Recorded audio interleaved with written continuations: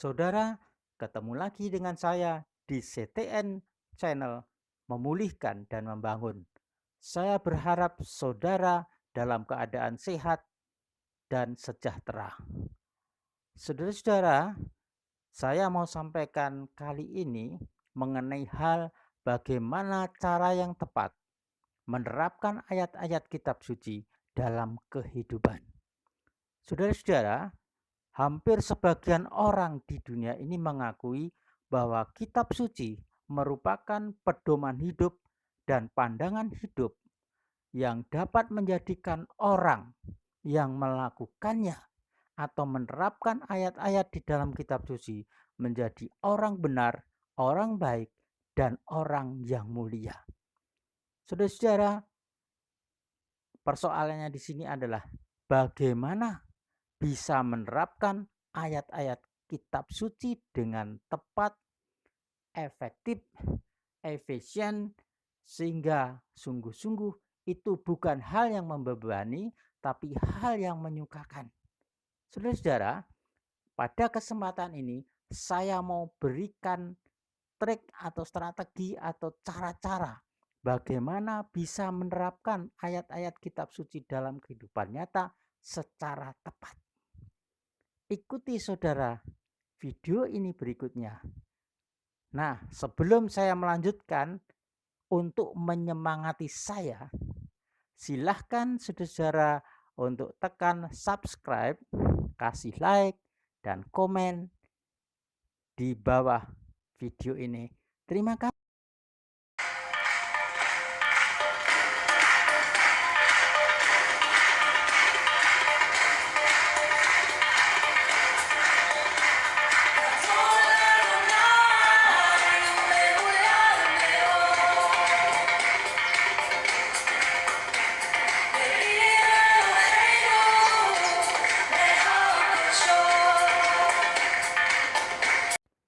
Cara-cara yang tepat untuk menerapkan ayat-ayat kitab suci dalam kehidupan yang nyata melalui 5 fase.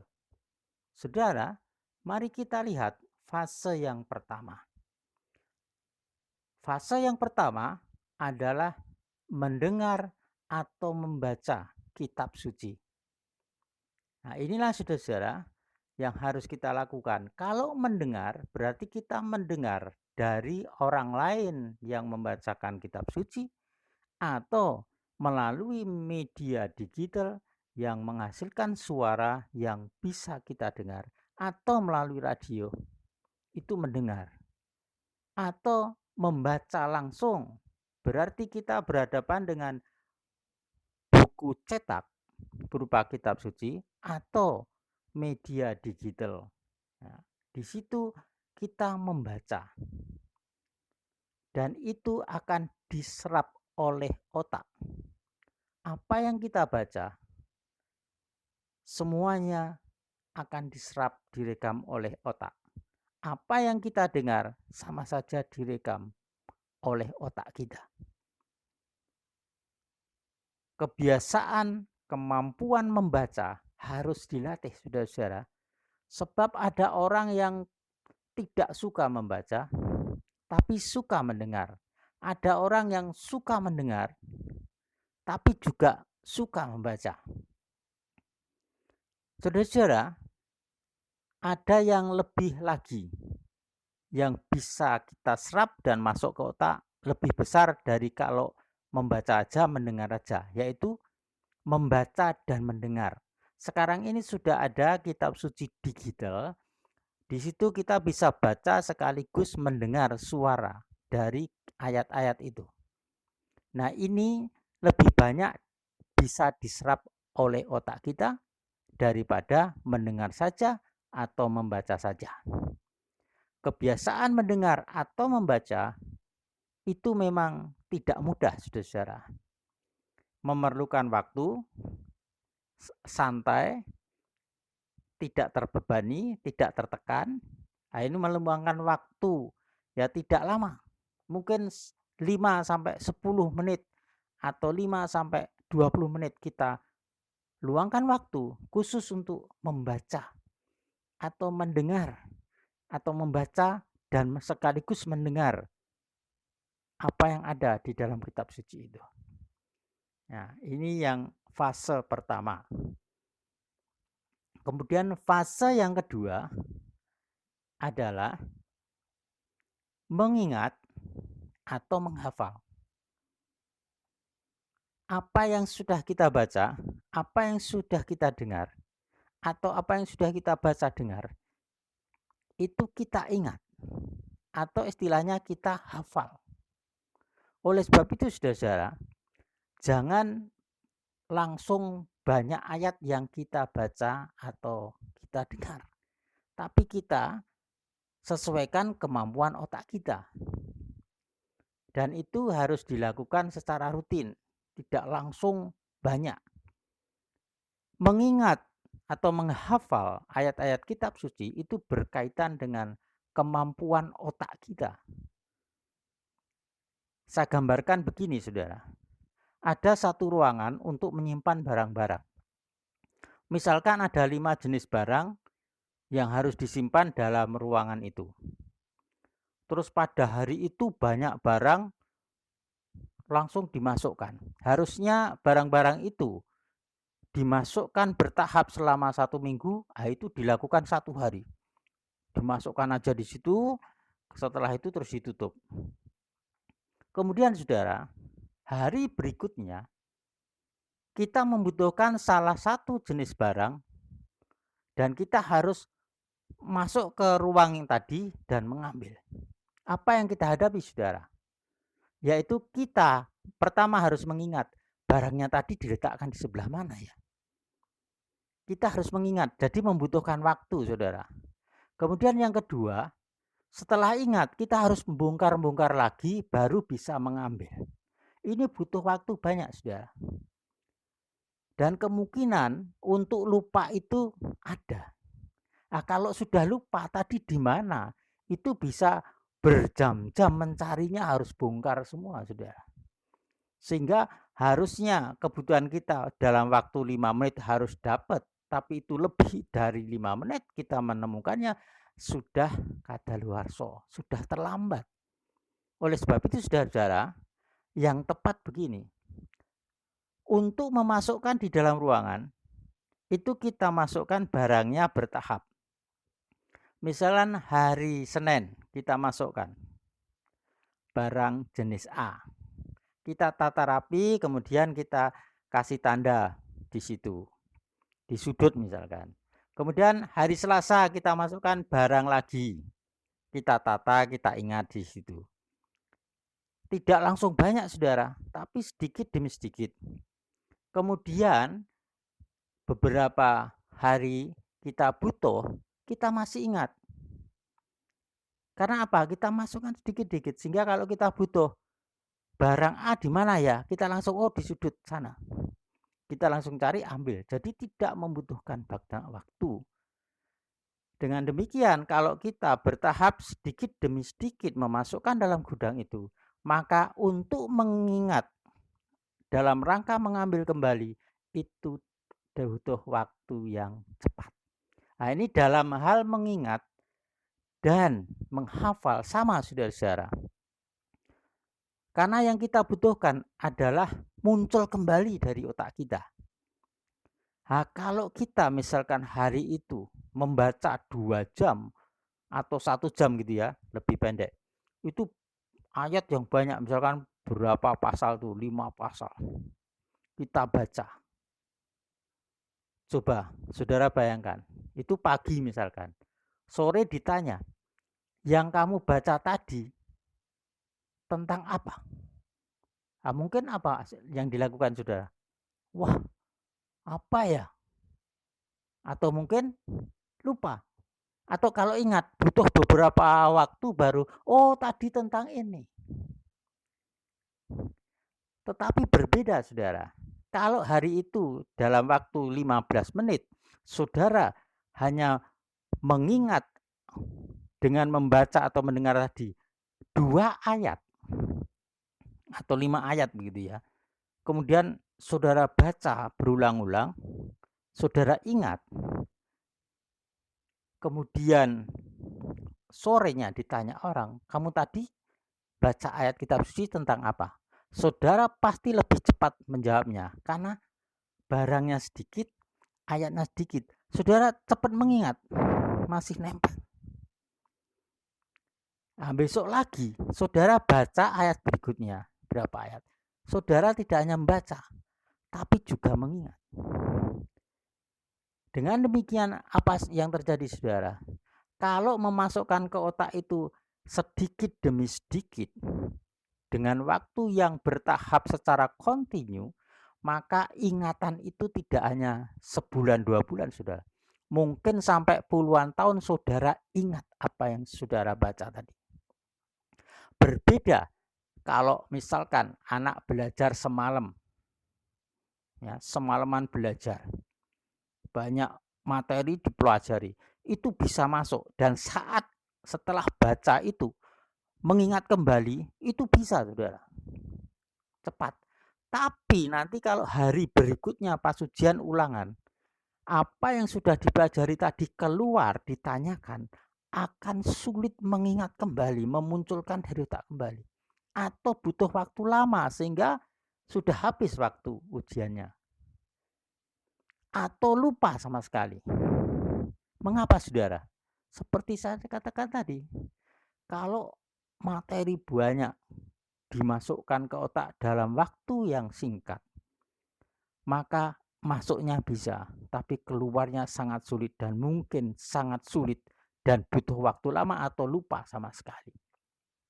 Tapi kalau sesuatu yang kita ingat kita masukkan di otak kita sedikit demi sedikit, tapi bertahap dan rutin, itu akan terekam dalam otak.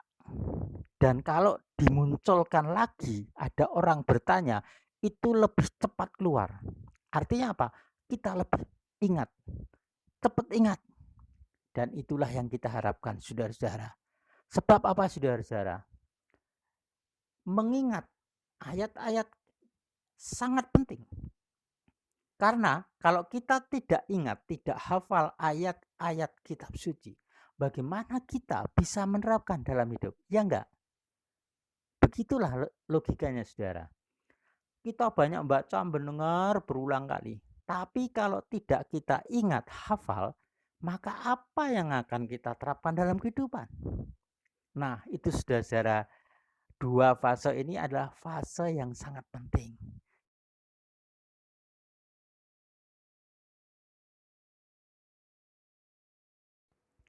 Fase yang ketiga adalah merenungkan atau bahasa internasional meditation atau meditasi. Itu apa saudara? Yaitu kita itu merenungkan ayat-ayat yang sudah kita ingat tadi, sudah kita hafal tadi, kita renungkan. Kita dalam keadaan diam, rileks, santai, kita mengadakan meditasi atau permenungan. Yang isinya adalah permenungan itu demikian atau meditasi itu demikian saudara. Apa yang saudara ingat tadi? Dan tentang pertobatan dari kebiasaan marah. Nah, apa yang saudara renungkan? Saudara akan mengingat kalau marah itu merugikan diri sendiri, yaitu cepat tua, cepat berkerut, cepat penyakit darah tinggi. Kemudian kalau marah, dampaknya itu bagi orang lain buruk juga terhadap barang-barang. Mungkin kita pecahkan, kita banting, lempar, itu kan merugikan. Itu saudara renungkan, ternyata kalau marah dampaknya itu buruk semua untuk diri sendiri, untuk orang lain.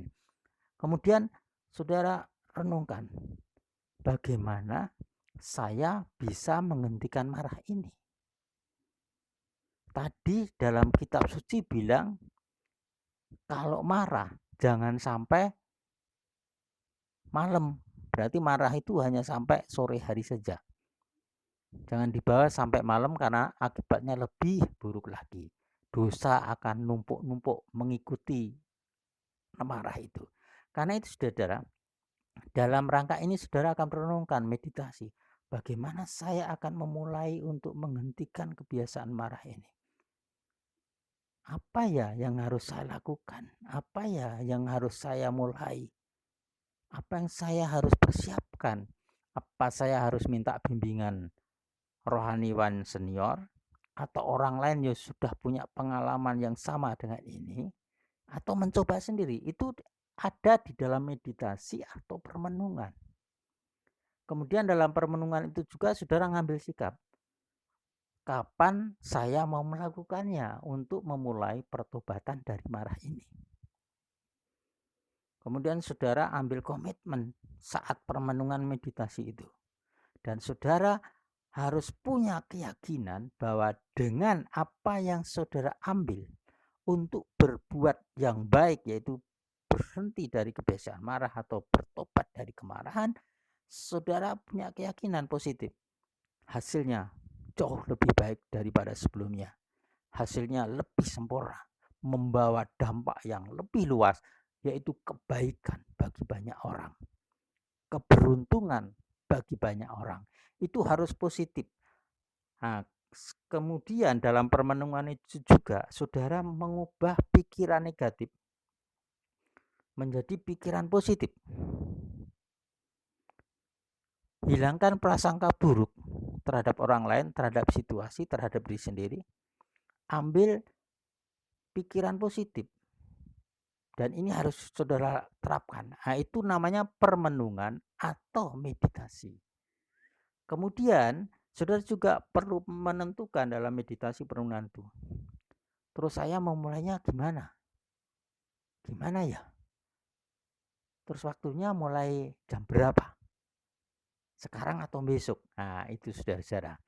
Silakan saudara mencoba. Dengan mencoba, saudara akan menikmati hasil yang sempurna. Nah, itu langkah yang ketiga, saudara, merenungkan atau meditasi. Yang langkah atau fase yang keempat adalah menerapkan atau melakukan ayat kitab suci yang sudah saudara renungkan tadi. Bukan seluruh ayat kitab suci dalam kitab suci, saudara. Tapi ayat kitab suci yang sudah saudara renungkan tadi, saudara terapkan.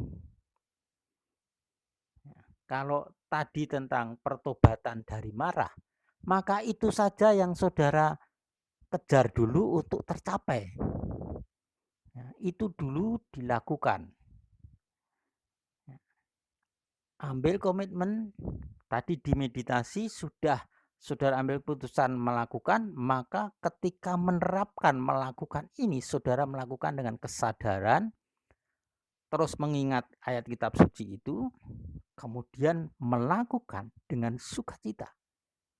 Dan ingat saudara, ketika saudara mempraktekkan pertobatan dari marah ini, tantangannya banyak, saudara. Saudara mau berhenti marah, tiba-tiba situasi membuat saudara timbul marah lagi. Nah, ini ujian untuk saudara menerapkan pertobatan dari marah, saudara. Tidak langsung situasi mendukung saudara, tapi situasi itu malah menantang saudara atau memancing saudara marah.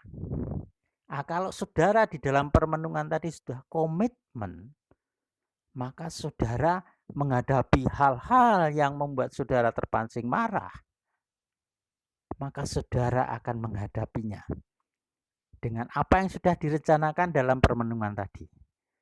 Nah, kalau saudara dipancing dengan situasi kondisi yang membuat saudara terpancing marah, tidak marah, itu langkah awal yang sangat baik, saudara. Langkah berikutnya, saudara harus tekun lakukan. Mungkin ada tiba-tiba orang yang paling dekat saudara bikin marah dengan kata-kata. Apa yang saudara lakukan? Saudara harus tetap komitmen. Saya tidak boleh marah. Nah, itu kalau saudara sudah lakukan, wah luar biasa, saudara. Itu baru satu ayat, saudara. Dengan demikian, melakukan ayat kitab suci itu bertahap, saudara. Saudara bisa bayangkan, ada orang yang tiap hari membaca kitab suci, mendengar ayat-ayat kitab suci, ya, berulang kali. Tapi saudara menjumpai orang itu perbuatannya, omongannya, sikapnya, cara mengambil keputusan, tindakannya itu menunjukkan orang jahat, orang tidak baik. Ya. Apa yang terjadi, saudara? Berarti kebiasaan membaca kitab suci itu hanya kebiasaan tradisi, tapi tidak ada usaha menerapkan ayat-ayat itu. Dan orang yang sombong ini mengatakan seluruh ayat kitab suci dilakukan bersama-sama. Dalam kenyataan tidak bisa, saudara. Saudara harus bertahap melakukannya. Seperti kemampuan otak tadi, saudara. Sedikit demi sedikit, bertahap rutin. Nah, kalau saudara sudah berhasil menerapkan kitab suci tentang pertobatan dari marah, saudara baca lagi kitab suci, ayat-ayatnya tentang hal lain. Tentang misalkan harus berlaku adil. Kalau ayat kitab suci itu menuntut saudara berlaku adil, saudara seperti yang pertobatan marah tadi, dilakukan. Terus dilakukan. Akhirnya bertahap, saudara. Perbuatan marah sudah bisa dihentikan. Sekarang dituntut adil. Saudara bisa adil. Nah, sudah dua hal. Wah, luar biasa, saudara itu. Nah, kalau saudara terus-menerus melakukan hal itu, saudara sungguh-sungguh jadi orang baik, benar, dan mulia di masyarakat. Oleh sebab itu, saudara, marilah kita mencoba ini. Langkah berikutnya yang kelima adalah setia. Saudara, apa yang saudara lakukan untuk fase pertama? Membaca atau mendengar. Yang kedua, mengingat atau menghafal. Yang fase ketiga, merenungkan atau meditasi. Fase keempat, melakukan atau menerapkan. Fase kelima adalah setia. Maksudnya apa? Apa yang sudah saudara lakukan dari fase 1 sampai 4 tadi, lakukan dengan setia, bertekun terus sampai kesudahannya, saudara. Orang terhadap kitab suci tidak bisa berhenti, saudara. Kitab suci itu akan seolah-olah hidup dalam kita, menuntut hal yang lebih sempurna, lebih sempurna, lebih sempurna. Oleh sebab itu, kitab suci dan kehidupan itu tidak bisa dipisahkan. Kalau orang sungguh-sungguh ingin jadi orang yang mulia dan benar. Sebab itu dilakukan harus setia. Setia itu terus-menerus, saudara. Tidak hanya setahun, 2 tahun terus lupakan kitab suci. Merasa sudah paling suci. Tidak, saudara. Tetap saja, saudara terus belajar ayat-ayat kitab suci. Akhirnya apa yang terjadi, saudara? Saudara sampai selamanya, sampai tua pun tetap belajar ayat-ayat kitab suci untuk mengikuti perkembangan hidup, perkembangan zaman, perkembangan sekitar, kebutuhan, dan seterusnya. Dan sekaligus saudara menjadi teladan bagi generasi yang masih muda untuk meniru saudara. Demikianlah saudara-saudara, cara yang tepat untuk menerapkan ayat-ayat kitab suci dalam kehidupan secara nyata, praktis, efisien, saudara. Jadi tidak bertele-tele, tidak berbanyak teori. Tapi itu tadi, ingat saudara, ayat sedikit, bertahap rutin, menghasilkan pola kehidupan yang sungguh luar biasa. Saudara,